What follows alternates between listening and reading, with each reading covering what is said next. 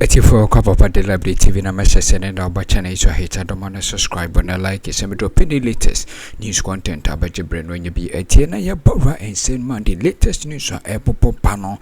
Yes, per reporter here can end this furniture was a yakwe so almost V8 hoodwo and MPP for no and so more at the Akusie our Burma camp. Yes, Omonya hint every Burma camp and almost 132 excavators and go for so as a route. Wiano ani nyina no omopese omode efiri man ha no ekoton na eno wonsem na etwagu na mepese ye bowuram because ensem omode aba na no me am ho adwire me na yemomlom yentie ensem ye ba de ka ho de mu ensem bebremo wo tesa no me ka kire mo say sa enema na motuo na Inspector General Police ya the internal security of this country ehya ne nsa no sa enema na oye nyina no eyensamfo dampare.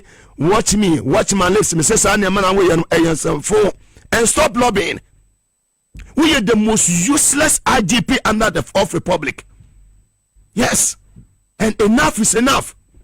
Enough is enough. Here to a band ye, our afano enough. Emia Makai Mano, I won't cry. I will please to a new school. Now, with the post for say, okay. Some of the judges in Yamabi Efrinkophobia. Promising them say money letter commission for betting me as a resource no amount for to our domekwa benya ba na mato ho ya declare no domekwa benya no mo de kwa coalition center ben and as akwa keka bom akwa declare why as a winner. The winners they have already been declared.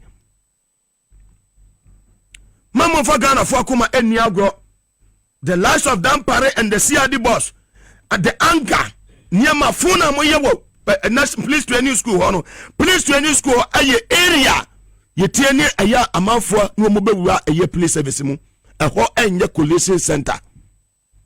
Yes the waso no wontie Dampare waso a wontie Dampare waso se wo hangi what say sabe apan wo hangi what say apan enso nyunu wadwo. Yes Jemu yani nyina na motu amu ye nyina ye nimu ya wo the way abala obesa wo joma ama be retain you as an IGP and you people friends say ye nimu ya moye order from above for the quarter na akwayo editing ne ma de ache ye no Dampare enko you feel say we don't know what you guys are doing and nimu ya moye twem and now collection center no illegally near the abesa tesa no tisakani endi sefo ani anya den endi sefo ansori na ba ya tono wo eye akwatia aba ya tono wo fati akwa ne de aba yes police training school useless ones. And I'm saying this young supporters no akoma nyanto efom sao ya declare obi ewo eyetema central so a winner it be bright. Etimu pasama kachel said that useless easy boss and then the deputies no the last of Tete and Bossman useless ones. Mo pasama chela me say Temasanta na ya declare it be bright so na ya winner no mo ba kwa change no na obi foforo aba so ya winner na Obuasi is na ya declare NDC no as a winner a presiding officer na declare na dada no mo ba betena enkran atanye say MPP no rather na ya winner na we hey munya tina mo shaya bufuo munya samne kana mo shaya bufuo abnekumas naf ya declare a rabla obin as a winner no we ba betra say wo website kwaya reconciliation now we declare why our useless ones useless and they have bought the media houses, some of the media houses. Go and sit on the platforms and defend these useless things from the useless EC boss, useless IGP, and his useless CRD boss. You think we don't know what you guys are doing? That policeman called down so your operation is okay. We think we don't know what you are doing. Mr. Power Nasesa. Yet now be mo. Sa 2020 moko tutu ku ni power eya techema asaf ne ade no ebi CBM wallahi ebi CBM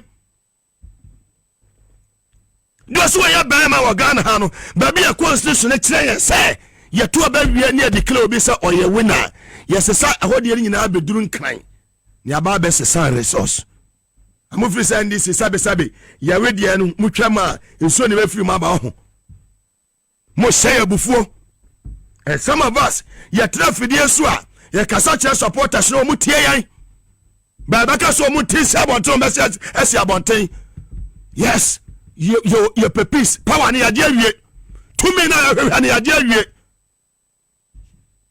useless baga bigger be a baby baga bigger be a baby yes baga krama baby a baby and taking useless and nonsense decisions in this country.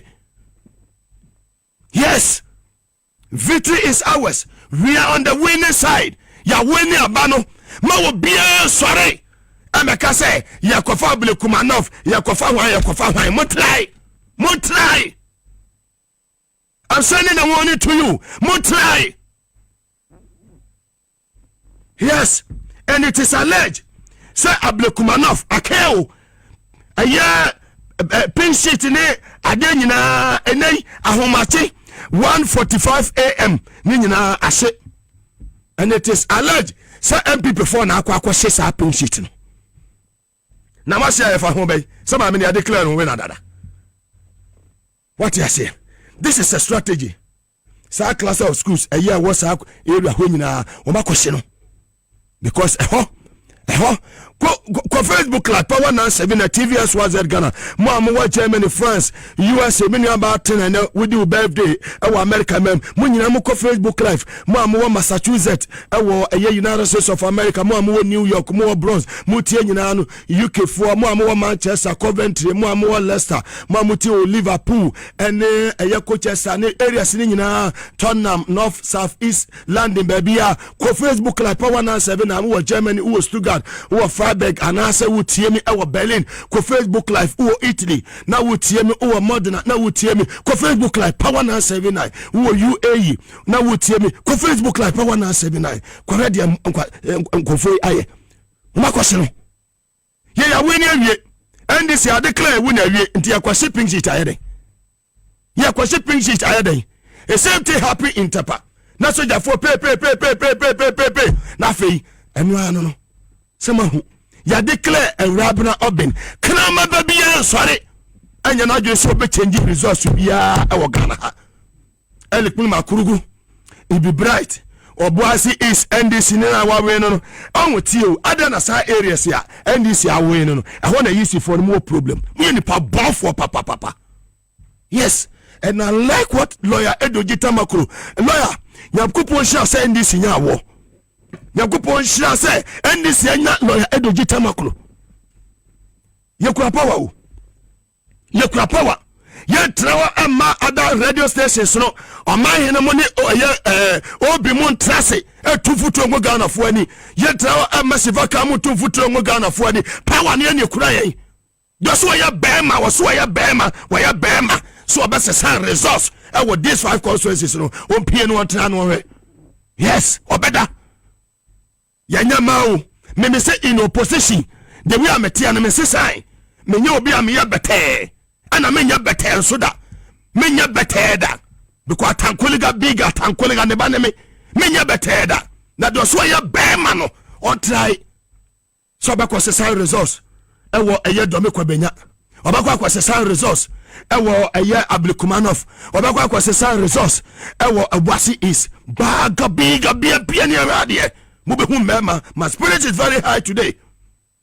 Yes, it is time. Sir, Ontiano Santa Semetana Mete, sir, a bimu defended down Pare. The useless IGP, no bimu defended no. A bimu dating an Addo or Kwa Abuja on the knife, dating an Addo Kwa Abuja by a down Pare Koshiano. Another private jet and a coy, dating or Bellandiano, what is said down Pare Koshiano. You want to be IGP? Incompetent man like you want to be Saubaya IGP under John Mohammed's administration. Stop lobbying because it won't work. It won't work. And Juma Mama no Mobile Juma Dado. Yes. etimunyano na mama papa want peace of mind no fanya na dwuma we are tried and tested we were experience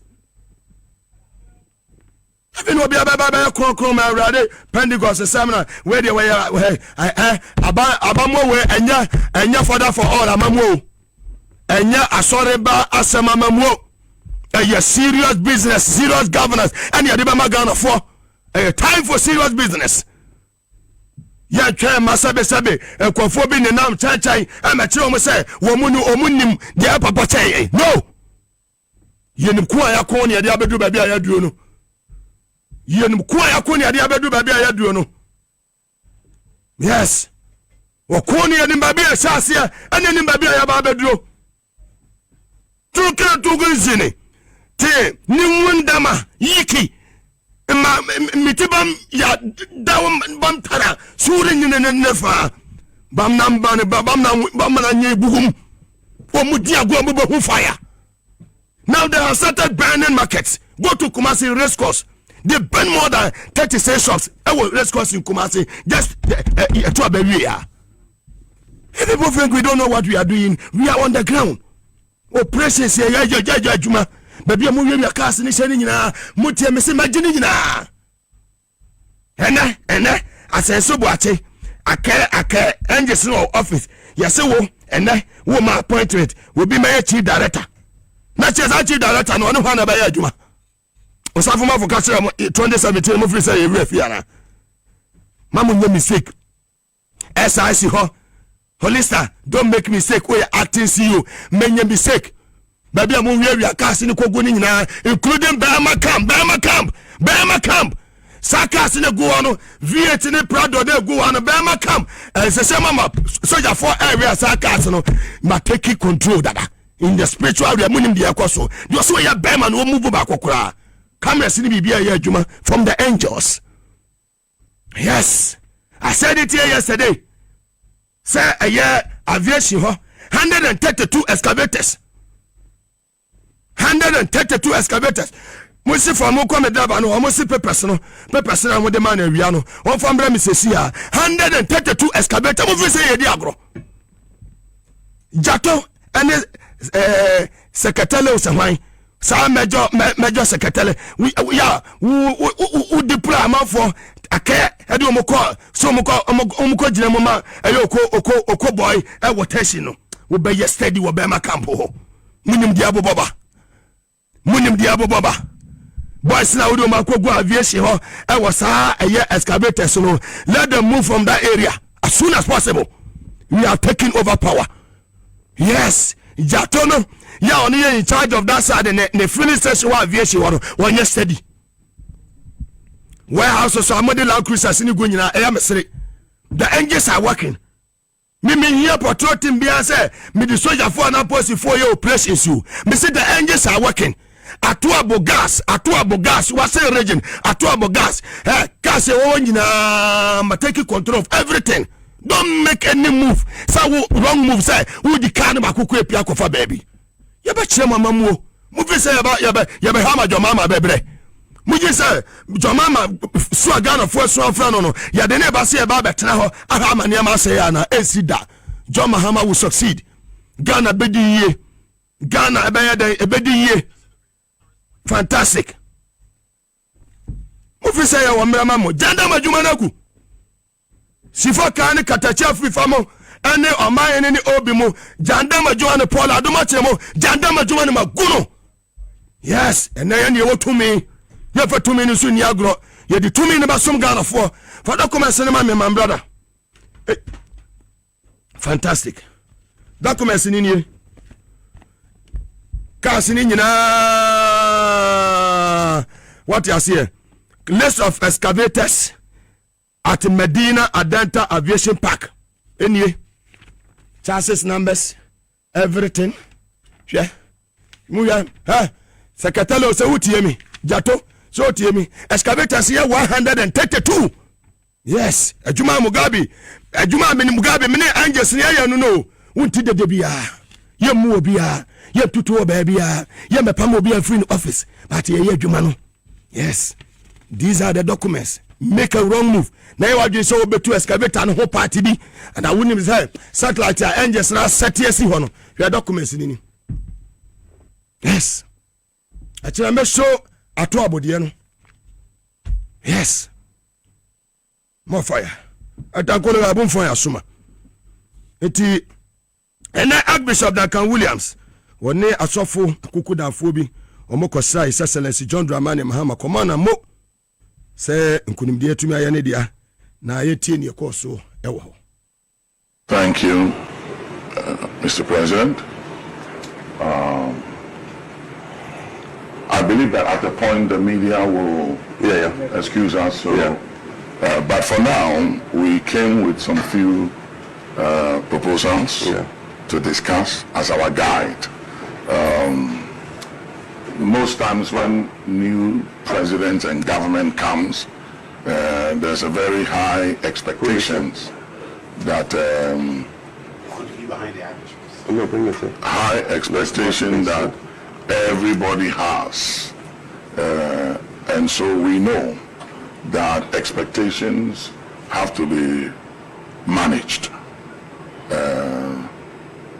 because you are a vessel that has come. I mean, these things that people say you've come to save, you've come to rescue, they should be very careful of that because you are a vessel in the hands of God. So they should stop saying that and pray for you rather that God can use you to execute the mandate that the people of this country have entrusted into your hands.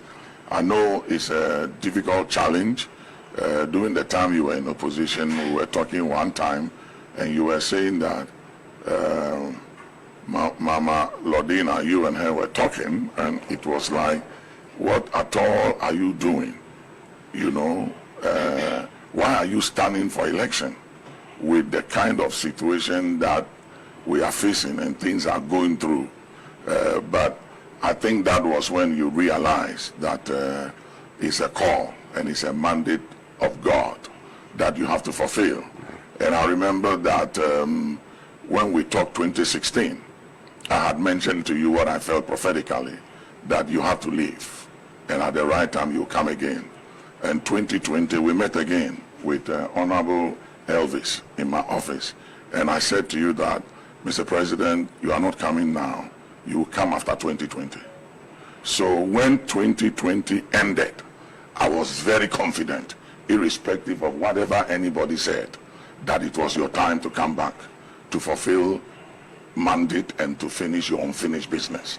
And I believe that by God's grace, who preserved you, kept you alive, and you didn't die, and you lived, and you are still here, will guide you, preserve you, and give you what it takes to move this nation according to his mandate to where he wants to take this nation to. And we want to pray and believe that at your term of office, that the narrative, the negative narratives that have plagued governments of this country will change during your term in office. Amen. And that we will see a new and a beautiful Ghana by the grace of God.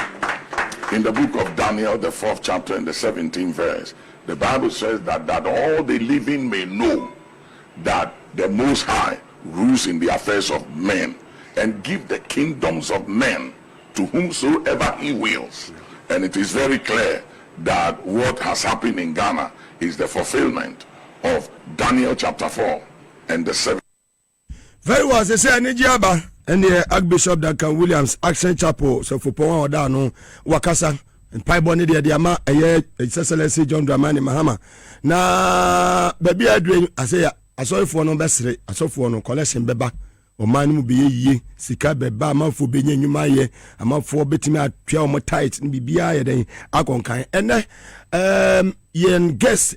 Dr. Tanko Rashid Computer. Na we deputy director of elections and IT edema NDC amonyoko. And then ibedi nkomo pa ewa ha. Na za na mako computers no. Ma me call odenfo bechi so. Won na ye name sifo a wo mrase bedwefie. Na enei de yakoso wo mrase bedwefie no.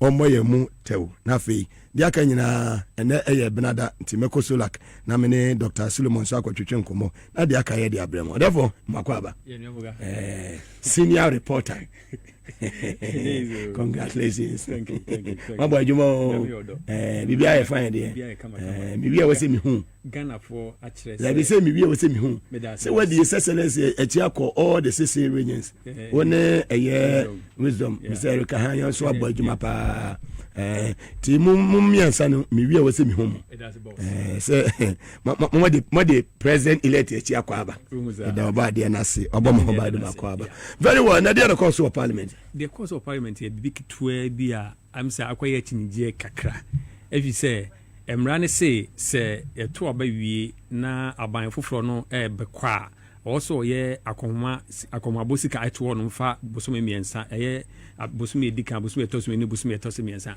say aban a wo ba no ba obetimi akọ Ghana ye futu no akwa yisika na Ghana for the aboy ehobra ede bebi tuatua ketua ne ade ansana bosome etosome miensa na aban foforo no efa ne ministers ni ade nyina na sa afi ne tusi akunya so watre no o ye adwuma na ono ankasa de ne budget ayeden aba na wotimi de no ade dwuma eno na wo se sa aban we si